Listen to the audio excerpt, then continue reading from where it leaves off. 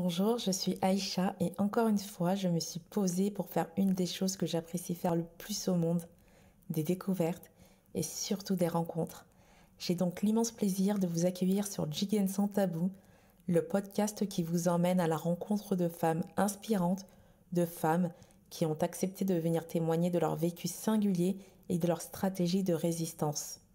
Il y a des parcours de vie atypiques qui forgent des destinées et je souhaite qu'à travers ce podcast, nous prenions connaissance du cheminement qui a amené mes invités là où elles sont aujourd'hui.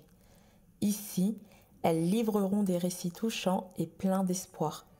Découvrez leurs témoignages et laissez-vous inspirer. Bonne écoute.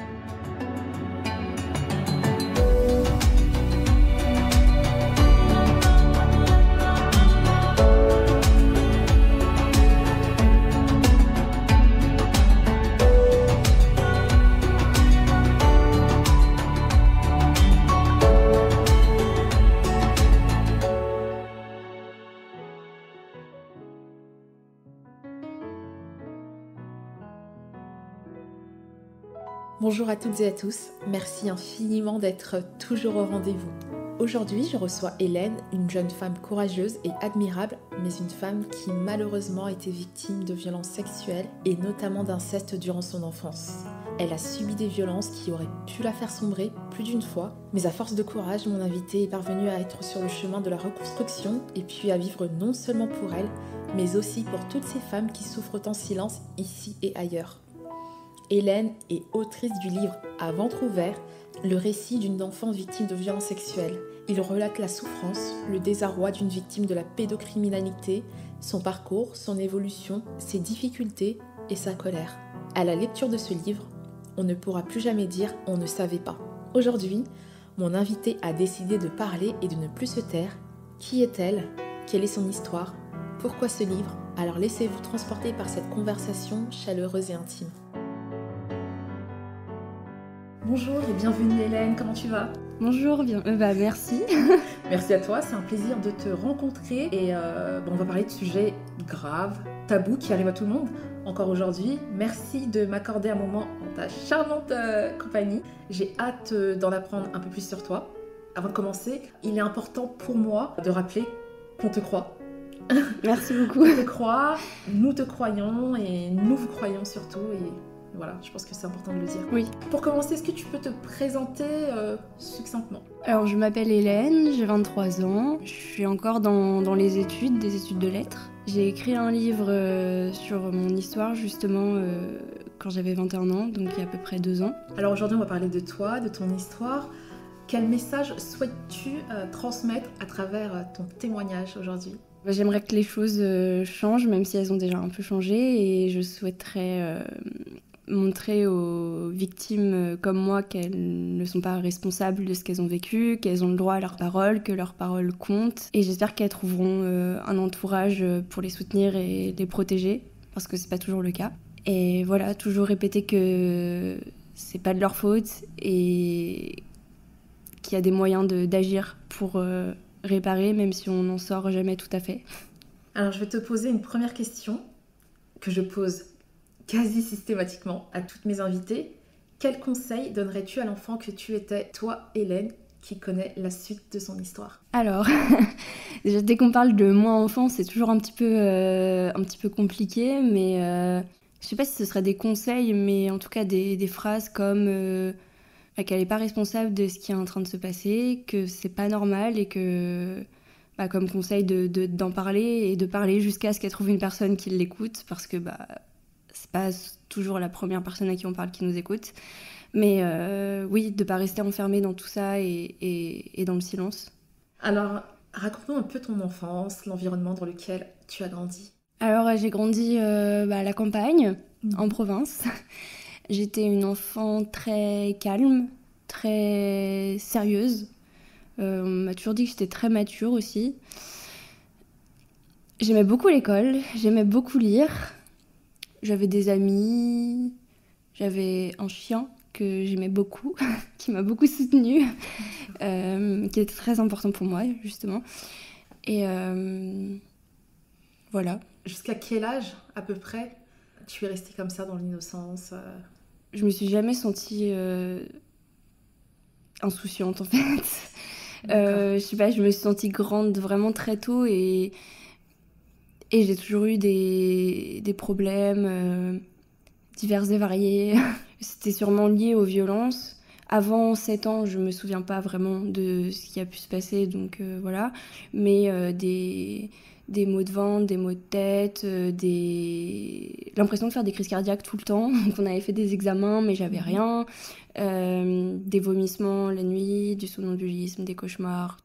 Quel âge as-tu lorsque les premières agressions sexuelles ont commencé? Je pense que j'avais 6 ans. En tout cas, le premier souvenir que j'ai, c'était à la fin de mes 6 ans. Mais je pense qu'il y en a eu avant, mais dont j'ai pas souvenir.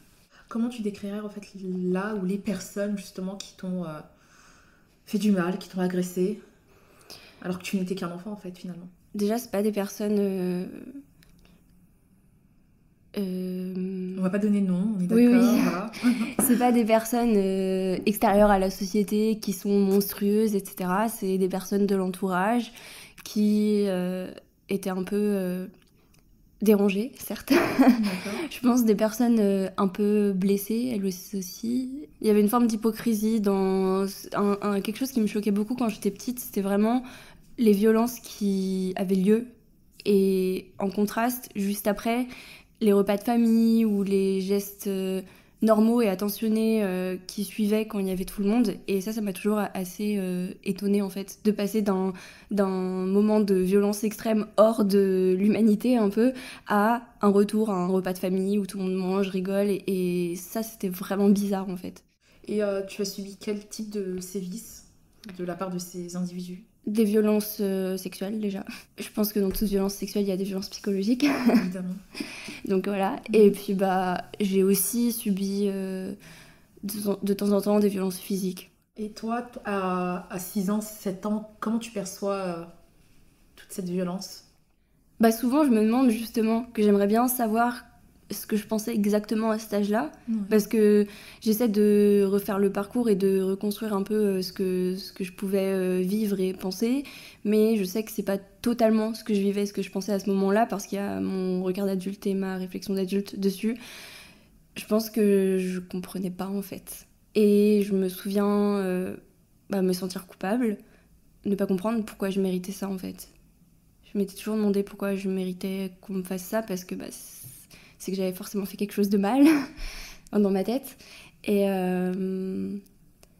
j'ai toujours voulu protéger les adultes autour de moi, donc il y avait ce truc de... j'essayais de parler et en même temps j'essayais de cacher. C'était les deux à la fois. Et ces violences-là, elles ont duré un certain temps ou Oui, plusieurs années. Donc, comme j'ai dit, avant 7 ans, je me souviens pas, mais je pense que ça a commencé plus tôt. À partir de 11-12 ans, les viols des deux personnes ont arrêté. Et après, dans le cadre familial, j'ai continué à subir certaines agressions sexuelles pendant encore plusieurs années, mais sans vraiment réaliser que ça en était, parce que ça faisait partie de mon quotidien et que on grandit dans une famille qui, depuis la naissance, a ces comportements-là et qui les normalise en permanence, qui se compare à d'autres familles dysfonctionnelles en disant que la famille, elle, est très bien.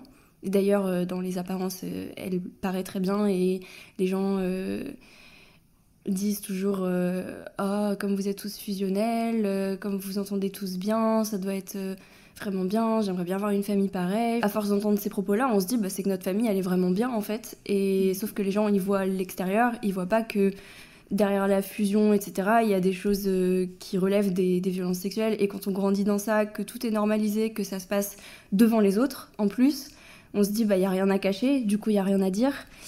Et il faut vraiment sortir de ce schéma familial-là et en connaître d'autres et rencontrer des gens qui nous disent que c'est pas normal pour le réaliser en fait, et ça prend beaucoup de temps. Et même quand on le réalise, on a du mal à se dire oui, c'est vraiment pas normal, vu que tout notre esprit d'enfant a été construit autour de ça en fait.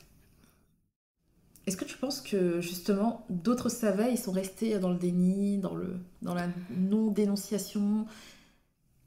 Alors ça, j'ai beaucoup de mal avec ça parce que ça génère beaucoup de colère chez moi au quotidien. Parce que concernant les... Je parle pas du climat incestueux que j'ai vécu, mais concernant les viols par, par l'entourage, je pense que oui, on aurait pu voir et que personne n'a agi, c'est-à-dire les médecins pédiatres qui voyaient que j'avais des symptômes en fait et qui n'ont rien fait, les enseignants qui n'ont rien fait non plus, les parents de mes autres amis, parce que j'avais raconté à une amie il y a peu de temps, une amie d'enfance, que ça m'était arrivé. Elle m'a dit « Ah bah ma mère, à chaque fois qu'elle te voyait, elle demandait ce qu'il y avait, elle pensait qu'il y avait quelque chose. Mais elle avait jamais rien fait quand même. » Donc je pense que les gens ont peur peut-être de dénoncer ou de faire un signalement, j'en sais rien. Et ma mère qui a assisté à beaucoup de choses, qui m'a dit que vu qu'elle avait vécu des sévices similaires, elle pensait que tout ça c'était normal, que les plaies c'était normal, que les cauchemars c'était normal, et elle trouvait en fait elle rationalisait tout ce qu'elle voyait. Et du coup, en grandissant, de quelle manière ces traumatismes en fait ils t'ont impacté dans ta vie d'ado, de jeune femme que tu es maintenant aujourd'hui? Oui, la période où les violences sexuelles se produisaient, donc entre 5 et 11 ans, c'était surtout c'était presque que des symptômes physiques, comme je disais, donc cauchemars, maux de ventre, etc. Et à partir de 12-13 ans, donc entrée dans l'adolescence, j'ai eu beaucoup de troubles alimentaires, anorexie, boulimie, hyperphagie, etc. Et je pense une dépression aussi. Et j'avais des comportements auto-agressifs, donc je me scarifiais, etc. J'ai beaucoup catégorisé chaque période dans ma tête pour mieux intégrer tout ce que j'ai vécu. Donc il y avait cette période-là. Ensuite, il y a la période du lycée où j'ai vraiment eu l'impression de rien ressentir et de me souvenir de rien pendant 3 ans. Enfin, je pense que c'était une dissociation sur le long terme, en fait. Une période un peu de latence où j'allais pas forcément mal, mais j'allais rien, en fait. Enfin, je ressentais rien. Et c'est quand j'ai quitté la maison, donc à 17 ans, que ça m'est retombé dessus en fait, et là j'ai commencé à avoir des énormes crises de colère, à me refaire du mal alors que j'avais arrêté au lycée, à faire beaucoup de crises d'angoisse, et j'ai fait une dépression. D'accord. Et j'ai pas précisé ça au début du podcast, mais j'avais fait une amnésie traumatique en fait. Du coup c'est après que je m'en suis souvenue à 18 ans. En fait, quand je suis arrivée à Paris et que j'étais vraiment loin de la sphère familiale. Ça t'est revenu comment, en fait, tout ça? Alors, c'est hyper bizarre, mais du coup, c'est bien de le préciser. Bien sûr. C'est que après coup, j'ai essayé de trouver les raisons pour lesquelles c'était revenu à ce moment-là, mais en fait, je suis arrivée en prépa et j'ai rencontré des amis. J'avais pas eu vraiment d'amis au lycée, j'étais très très solitaire, je voulais pas trop sortir. Et j'ai eu de vrais amis avec qui je me sentais bien, en confiance, etc. J'avais des professeurs vraiment bienveillants qui eux aussi m'aidaient beaucoup et qui m'ont énormément aidée par la suite. C'était mes seuls adultes de référence un peu à ce moment-là. Et j'ai dû me sentir en sécurité en fait. Et d'un seul coup, il y a eu une image qui m'est revenue, j'étais en cours d'histoire. Et l'image, c'était pas du tout une image d'un acte de violence, c'était une image d'un jouet, un camion rouge. Et en fait, j'avais juste cette image-là et ma tête m'a dit en fait, ça t'est arrivé. Et t'as été violée. Et je sais pas pourquoi, ça a fait le lien entre juste l'image d'un jouet et le fait que ça m'était arrivé. Et c'est après que d'autres souvenirs plus traumatisants sont revenus et ça a pris des mois. Chaque fois, il y avait des trucs qui ravivaient les souvenirs et d'autres souvenirs qui revenaient. C'était un enfer, en fait. Parce qu'à tout moment, il y avait un truc qui me rappelait ce que j'avais vécu et j'avais de nouveaux souvenirs qui revenaient. Et je me disais, mais ça va jamais finir, en fait. Mais voilà, au début, ça a commencé juste comme ça. J'avais juste l'intime conviction que c'était arrivé sans souvenir précis. Et c'est après, peu à peu, que ça s'est revenu. Et à quel moment, en fait, ta parole, elle a pu se libérer? Peu de temps après que je me souvienne, justement, parce que j'en ai rapidement parlé à mon amie la plus proche, qui n'a pas du tout rejeté ma parole, donc ça m'a... Elle t'a cru sur le coup. Oui. Et du coup, après ça, ça a été... Je pense que si elle m'avait pas cru... J'imagine pas qu'elle puisse pas me croire parce que c'est mon amie, mais si admettons, elle m'avait pas cru, je pense que ça aurait rebloqué ma parole, parce qu'en fait, C'est ce que dit, je fais un petit aparté, ce que Bien dit sûr. Dorothée Ducy dans Le berceau des dominations, c'est que tous les enfants essaient de parler à un moment, mais on les écoute pas, et du coup ils se renferment pour des années. Et du coup je me dis, si là ma parole n'avait pas été écoutée, je me serais peut-être renfermée pour encore des années, mais vu que j'avais été écoutée, petit à petit j'en ai parlé à d'autres amis, puis à certains adultes, et en fait ça a été de plus en plus facile de le dire. Et voilà, c'est comme ça que ça s'est déroulé.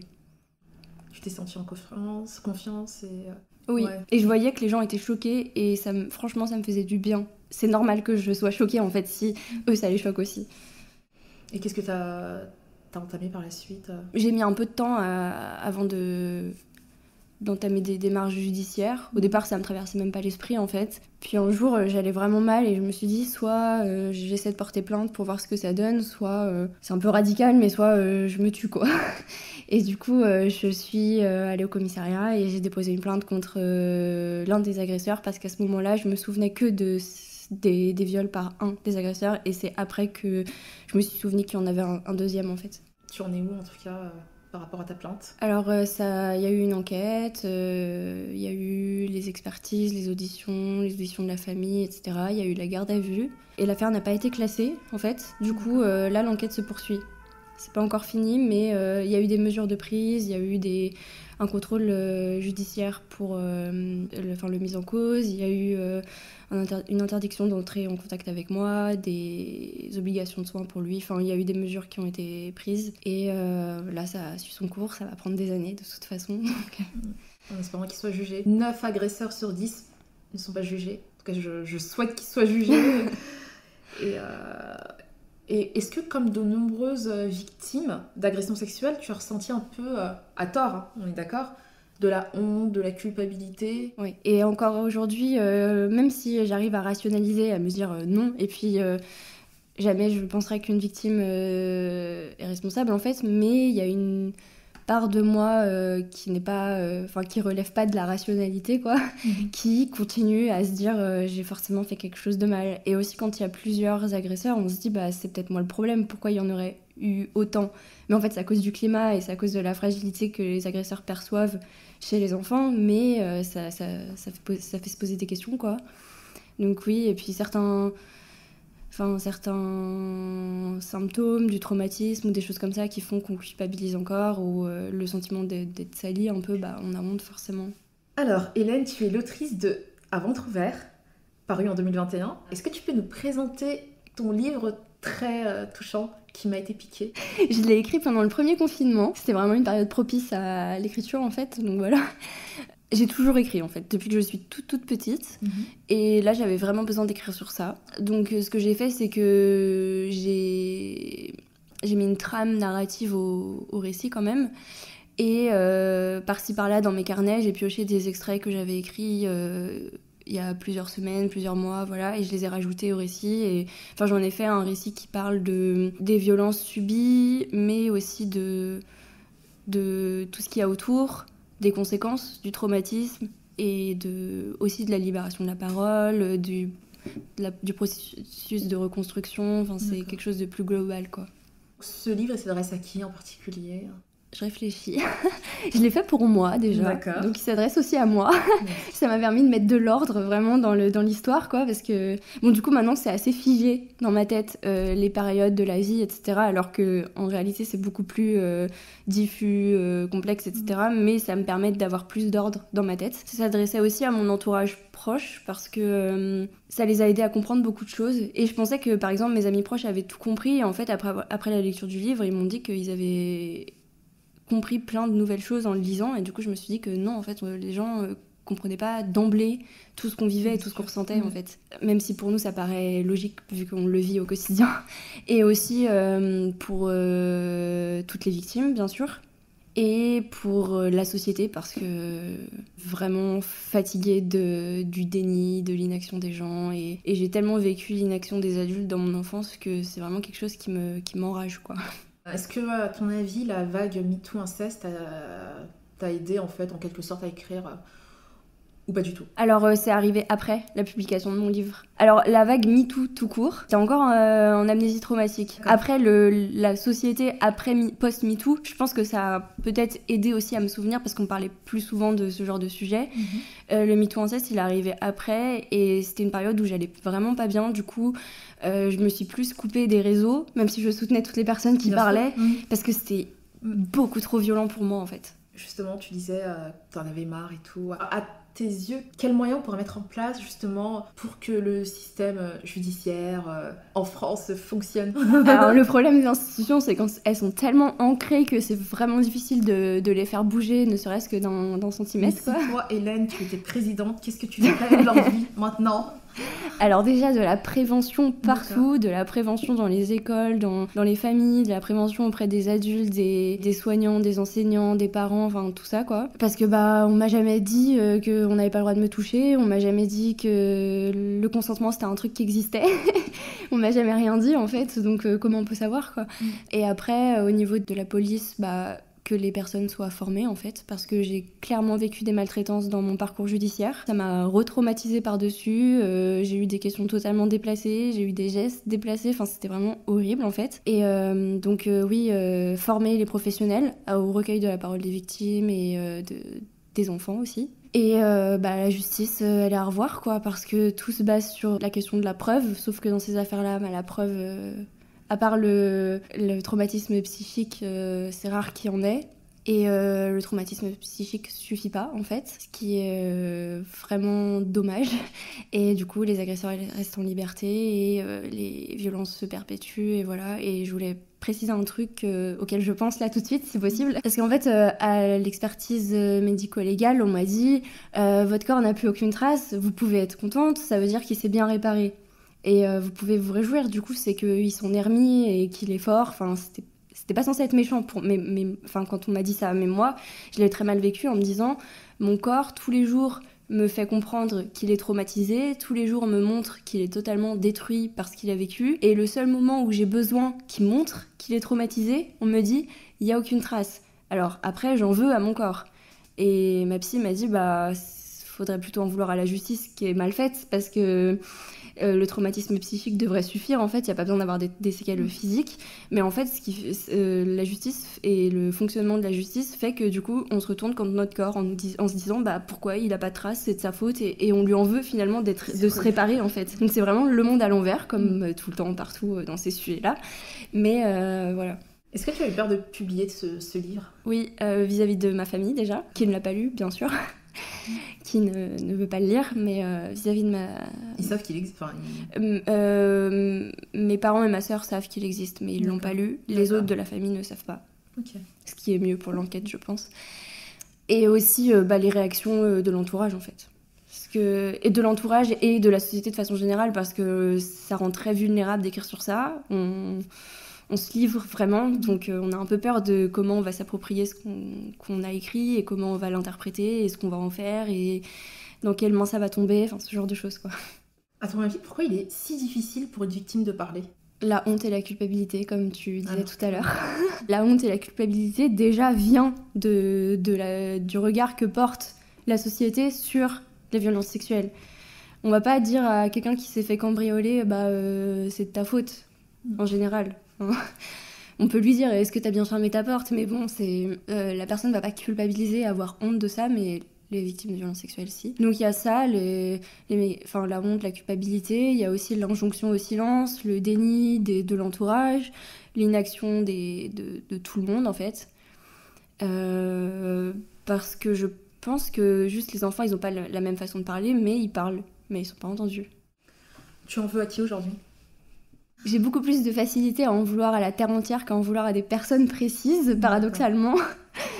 Par exemple, j'en veux plus, mais je pense que c'est le cas pour d'autres victimes, mais j'arrive beaucoup plus à en vouloir aux violeurs des autres qu'aux miens. Je sais pas si ça fait sens, mais voilà. J'en veux aux personnes qui m'ont fait du mal, bien sûr. Les personnes qui m'ont fait du mal directement. J'en veux aux adultes de mon entourage qui m'ont pas protégée. J'en veux à la société, aux institutions. C'est très large, hein, mais oui, j'ai encore beaucoup de colère. Et qu'est-ce que tu souhaites dire à celles et ceux qui nous écoutent et surtout à celles qui ont traversé cette épreuve? Déjà qu'elles ne sont pas obligées de porter plainte, parce que là en ce moment il y a une injonction à porter plainte qui est complètement déplacée, parce qu'à un moment donné il faut que les autres aussi ils fassent un peu de travail, je veux dire. Et surtout si c'est pour aller porter plainte et qu'on la rejette et qu'on rejette sa parole, c'est juste comme j'ai dit, une double peine quoi. Donc déjà pas d'injonction à porter plainte, pas d'injonction à faire quoi que ce soit, parce que c'est pas aux victimes de prendre en charge et de prendre la responsabilité de ce qu'on leur a fait en fait. Que ce que je leur dis c'est qu'elles sont pas responsables et que c'est pas de leur faute et qu'elles parlent quand elles veulent, quand elles peuvent, à qui elles veulent et à qui elles peuvent. Et qu'il y a des moyens non de guérir, mais de mieux vivre avec et de se réparer un peu. Alors je te propose, Hélène, de te poser 10 questions et tu me réponds comme tu le sens. Ok. C'est parti? Oui. Alors, quelle est la meilleure décision de ta vie? Parler de ce que j'avais vécu. C'est quoi ton plus beau voyage? Alors c'est pas les voyages en soi, c'est avec les personnes avec qui j'étais en voyage, donc les voyages avec mes amis, je pense. Quelle est ta plus belle qualité? Je dirais l'esprit de synthèse, mais c'est pas trop la détermination. Ton activité favorite quand tu ne travailles pas? Écouter des podcasts et écrire. Est-ce qu'il y a quelque chose que tu pourrais faire tous les jours? Oui, plein de choses. Oui. Écrire ou passer du temps avec les gens que j'aime. C'est quoi le moteur de ta vie? L'amour. C'est cliché, hein. L'amour de façon générale. Okay. L'amour vers les autres. Quelle personnalité représente pour toi un modèle? Les personnalités fortes qui parlent et qui s'affirment. Donc, encore cliché, mais Adèle Haenel, par exemple. Quel est ton plus gros projet sur l'année qui arrive? Sur l'année qui arrive, passer l'agrégation. Ton indispensable de travail? La cigarette. C'est vrai. Et tu es fière de toi? Oui, je pense que je suis fière de moi aujourd'hui. Alors pour conclure, est-ce que tu as des choses à rajouter ou un message à faire passer? Alors le message à faire passer, c'est protéger les enfants une bonne fois pour toutes, parce que ils peuvent pas se protéger tout seuls en fait. Donc faites quelque chose, parce qu'après ça les détruit à vie. Ils sont cassés à vie et ils perdent toute confiance dans les adultes et dans le monde et dans la vie, parce qu'ils ont bien vu qu'ils n'étaient pas écoutés ni protégés. Et vraiment c'est quelque chose d'irréparable en fait. Donc faut vraiment commencer à les écouter, à les protéger et faire passer leur bien-être avant tout. Merci Hélène, merci pour ton courage. Merci d'avoir osé prendre la parole sur des sujets aussi tabous encore aujourd'hui malheureusement. On t'envoie plein d'amour. Avec ce podcast aujourd'hui, moi sur Gigan sans tabou, on a voulu sensibiliser le plus de monde et aussi se libérer du fardeau. Ce n'est pas moi d'avoir honte. Excuse-moi parce que je suis hyper émue, mais c'est vraiment à lui, c'est à elle, c'est à eux en fait d'avoir honte. C'est pas à nous. C'est aux agresseurs. C'est toujours la faute des agresseurs. Il n'y a jamais de circonstances atténuantes et il n'y a jamais de part de culpabilité chez la victime en fait. Aujourd'hui, en fait, quand on dit qu'on est une victime d'inceste, on nous regarde avec pitié, on nous regarde avec dégoût parfois. Et c'est important en fait pour moi aujourd'hui d'apporter tout mon soutien à toutes ces victimes de violences sexuelles. En fait, il faut s'indigner toutes les secondes, toutes les minutes, il faut s'indigner tout le temps. Ne pas oublier les victimes. En fait, c'est parce que c'est quelque chose qui n'est pas réparable. Pour moi, c'est pas un jeu. Ça. Et ne pas oublier celles qui n'arrivent pas à parler, parce qu'elles sont là quand même et on est là pour les soutenir. En fait, ce sont vraiment des vies qui sont broyées. On vit avec ça toute sa vie et il est important d'en parler aux enfants, aux parents. Parler du consentement, c'est quelque chose de super important. Merci beaucoup. Je termine avec cette citation d'Alice Miller. Un amour imposé n'est pas de l'amour. À méditer. Oui. Merci beaucoup à mon invité d'être venu nous raconter son histoire, un parcours de vie qui forge l'admiration. Alors si vous pensez que votre témoignage a sa place ici et que vous désirez vous aussi témoigner à votre tour, je vous invite à m'envoyer un mail. Vous trouverez l'adresse dans la description de cet épisode. Je vous retrouve dans un mois sur Gigan sans tabou pour un nouveau témoignage. À très vite.